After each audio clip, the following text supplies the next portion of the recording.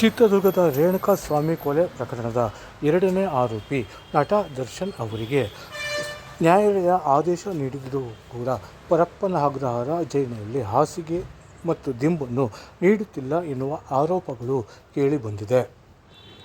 ಈ ಹಿನ್ನೆಲೆಯಲ್ಲಿ ಮತ್ತೆ ದರ್ಶನ್ ಅವರು ನ್ಯಾಯಾಲಯದ ಮೆಟ್ಟಿಲೇರಿದ್ದಾರೆ. ಈ ಹಿಂದೆ ದರ್ಶನ್ ಅವರು ನ್ಯಾಯಾಲಯದ ಮೆಟ್ಟಿಲೇರಿದ್ದು, ನ್ಯಾಯಾಲಯವು ಹಾಸಿಗೆ ಮತ್ತು ದಿಂಬನ್ನು ನೀಡುವಂತೆ ಜೈಲಾಧಿಕಾರಿಗಳಿಗೆ ಸೂಚನೆ ನೀಡಿತ್ತು. ಆದರೆ ಇದುವರೆಗೂ ಕೂಡ ಹಾಸಿಗೆ ಮತ್ತು ದಿಂಬನ್ನು ನೀಡಿಲ್ಲ ಎಂದು ದರ್ಶನ್ ಅವರ ಪರ ವಕೀಲರು ದೂರಿದ್ದಾರೆ. ಈ ಹಿನ್ನೆಲೆಯಲ್ಲಿ ಅವರು ಬೆಂಗಳೂರಿನ 64ನೇ ಸೆಷನ್ಸ್ ನ್ಯಾಯಾಲಯದಲ್ಲಿ ಮತ್ತೊಮ್ಮೆ ಅರ್ಜಿ ಸಲ್ಲಿಸಿದ್ದಾರೆ. ಈ ಹಿಂದೆ ಚಿತ್ರದುರ್ಗದ ರೇಣುಕಾಸ್ವಾಮಿ ಅವರ ಕೊಲೆ ನಡೆದಿತ್ತು. ರೇಣುಕಾಸ್ವಾಮಿ ಅವರನ್ನು ಚಿತ್ರದುರ್ಗದಿಂದ ಅಪಹರಿಸಿ ಬೆಂಗಳೂರಿನಲ್ಲಿ ಕೊಲೆ ಮಾಡಲಾಗಿತ್ತು. ಈ ಪ್ರಕರಣಕ್ಕೆ ಸಂಬಂಧಿಸಿದಂತೆ ಪವಿತ್ರ ಗೌಡ ಮೊದಲನೇ ಆರೋಪಿಯಾಗಿದ್ದು, ದರ್ಶನ್ ಅವರು ಎರಡನೇ ಆರೋಪಿಯಾಗಿದ್ದಾರೆ. ಉಳಿದಂತೆ ಇನ್ನೂ 5 ಮಂದಿ ಆರೋಪಿಗಳು ಕೂಡ ಈಗ ಪರಪ್ಪನ ಅಗ್ರಹಾರ ಜೈಲಿನಲ್ಲಿ ಕಂಬಿ ಎಣಿಸುತ್ತಿದ್ದಾರೆ. ದರ್ಶನ್ ಅವರಿಗೆ ಈಗ ಜೈಲು ಶಿಕ್ಷೆಯಾಗಿದ್ದು, ಹಾಗಾಗಿ ಅವರು ಈಗ ಪರಪ್ಪನ ಅಗ್ರಹಾರ ಜೈಲಿನಲ್ಲಿದ್ದಾರೆ.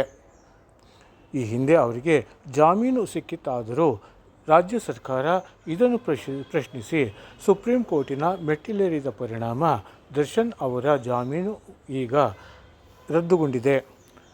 ಈ ಹಿನ್ನೆಲೆಯಲ್ಲಿ ಅವರು ಮತ್ತೆ ಪರಪ್ಪನ ಅಗ್ರಹಾರ ಜೈಲಿನಲ್ಲಿದ್ದಾರೆ.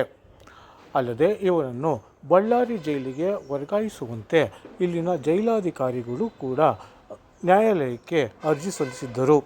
ಆದರೆ ನ್ಯಾಯಾಲಯ ಈ ಅರ್ಜಿಯನ್ನು ತಿರಸ್ಕರಿಸಿ ಪರಪ್ಪನ ಅಗ್ರಹಾರ ಜೈಲಿನಲ್ಲೇ ಉಳಿಯುವಂತೆ ತಿಳಿಸಿದೆ. ಈ ಹಿನ್ನೆಲೆಯಲ್ಲಿ ದರ್ಶನ್ ಅವರು ಪರಪ್ಪನ ಅಗ್ರಹಾರ ಜೈಲಿನಲ್ಲಿದ್ದಾರೆ. ಆದರೆ ಉಳಿದ ಕೈದಿಗಳಂತೆಯೇ ಅವರಿಗೆ ಬೇರೆ ಸೌಲಭ್ಯಗಳು ಸಿಕ್ಕುತ್ತಿಲ್ಲ. ಹಾಸಿಗೆ ಮತ್ತು ದಿಂಬನ್ನು ನೀಡುತ್ತಿಲ್ಲ. ಈ ಹಿನ್ನೆಲೆಯಲ್ಲಿ ದರ್ಶನ್ ಪರ ವಕೀಲರು ಮತ್ತೆ ನ್ಯಾಯಾಲಯದ ಮೆಟ್ಟಿಲೇರಿದ್ದಾರೆ. ಮತ್ತು ದರ್ಶನ್ ಅವರ ವಕೀಲರು ಹಾಸಿಗೆ ಮತ್ತು ದಿಂಬನ್ನು ನೀಡಬೇಕು. ನ್ಯಾಯಾಲಯ ಆದೇಶ ನೀಡಿದ್ದರೂ ಕೂಡ ಹಾಸಿಗೆ ಮತ್ತು ದಿಂಬನ್ನು ನೀಡಿಲ್ಲ. ಈ ಹಿನ್ನೆಲೆಯಲ್ಲಿ ಮತ್ತೊಮ್ಮೆ ಅಧಿಕಾರಿಗಳಿಗೆ ಸೂಚಿಸಬೇಕು ಎಂದು ಮನವಿ ಮಾಡಿದ್ದಾರೆ. ಒಟ್ಟಾರೆ ಈಗ ದರ್ಶನ್ ಅವರು ಜೈಲು ಹಕ್ಕಿಯಾಗಿದ್ದು, ಜೈಲಿನಲ್ಲಿ ವನವಾಸ ಅನುಭವಿಸುತ್ತಿದ್ದಾರೆ. ಅವರಿಗೆ ಜೈಲಿನಲ್ಲಿ ಕನಿಷ್ಠ ಸೌಲಭ್ಯಗಳು ಕೂಡ ಸಿಗುತ್ತಿಲ್ಲ ಎಂದು ದರ್ಶನ್ ಅವರ ಮಾತುಗಳಿಂದ ತಿಳಿದು ಬರ್ತಿದೆ. ಒಟ್ಟಾರೆ ರಾಜನಂತೆ ಮೆರೆಯಬೇಕಿದ್ದ ನಟ ದರ್ಶನ್ ಅವರು ಈಗ ಜೈಲಿನಲ್ಲಿ ಮುದ್ದೆ ಮುರಿಯುತ್ತಿದ್ದಾರೆ. ಈಗ ಹಾಸಿಗೆ ದಿಂಬಿಗಾಗಿ ಪರದಾಡುತ್ತಿದ್ದಾರೆ. ಸುಖದ ಸುಪ್ಪತ್ತಿಗೆಯಲ್ಲಿ ಇರಬೇಕಾದ ದರ್ಶನ್ ಈಗ ಜೈಲು ಪಾಲಾಗಿದ್ದು, ಅವರು ಹಾಸಿಗೆ ಮತ್ತು ದಿಂಬಿಗೂ ಕೂಡ ಪರದಾಡಬೇಕಾದ ಸನ್ನಿವೇಶ ಸೃಷ್ಟಿಯಾಗಿರುವುದು ನಿಜಕ್ಕೂ ಆತಂಕಕಾರಿ ವಿಚಾರವಾಗಿದೆ. ಅಲ್ಲದೆ ಅವರ ಅಭಿಮಾನಿಗಳಿಗೂ ಕೂಡ ಈ ಬಗ್ಗೆ ಬೇಸರವನ್ನು ತಂದಿದೆ.